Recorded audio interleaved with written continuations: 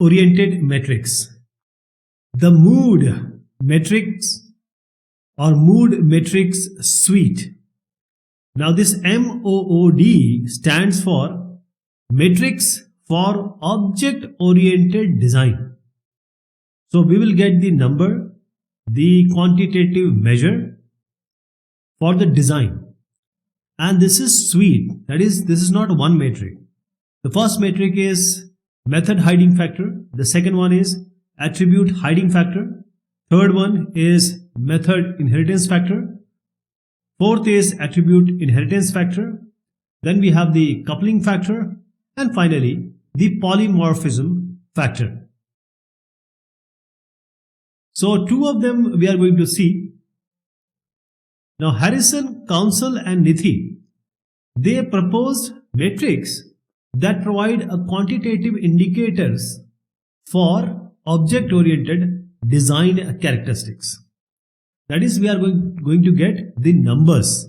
And numbers we can very well estimate. So a sampling of this mood matrix, let us take the method inheritance factor. This one we will take, and we will take the coupling factor. So method inheritance factor, here it is all about inheritance and method. In class based, in object oriented paradigm, we are talking about methods which is inside the class, and inheritance is how the attributes and operations are inherited by a different class. So degree to which the class architecture of an object-oriented system makes use of inheritance for methods, which we also called as operation, and attribute is defined as. How do we define this MIF? We define this MIF by this expression. This is the summation of MICI, this I, all I are the subscript, divided by sigma MACI. Now this summation, sigma will start from somewhere and it will end to somewhere. So sigma will start from 1 till TC. What is TC? Total number of classes. So TC is defined as the total number of classes in the overall structure, which is the architecture of the software, that is the design. Okay. Now this CI, what you see here, is a class in this architecture. So this MACI, which is the denominator, how do we define it? And even the numerator also will see.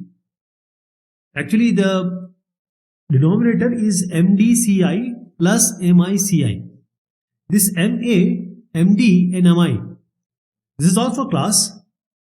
C is the class we are referring to, because there are different classes. So MA is number of methods that can be invoked in association with this class. So we are talking about association with CI.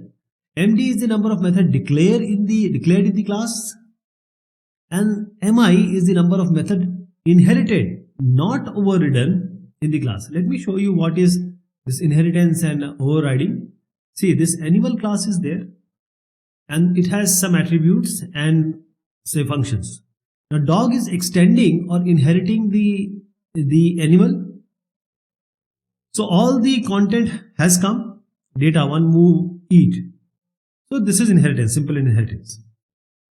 But if dog wants to make its own implementation for the function, say move, so this move, the function being newly implemented by dog, not use the previous one of animal, this is called the overriding method.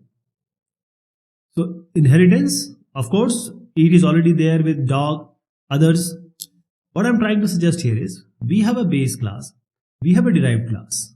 So all the content of base class will come to the derived class if it is in the public domain. Of course, the private won't come. And other function which are inherited can also be overridden. So these are the values. So the MIF value will tell you, it will indicate the impact of the inheritance. Because all these parameters we discussed, it is all about inheritance.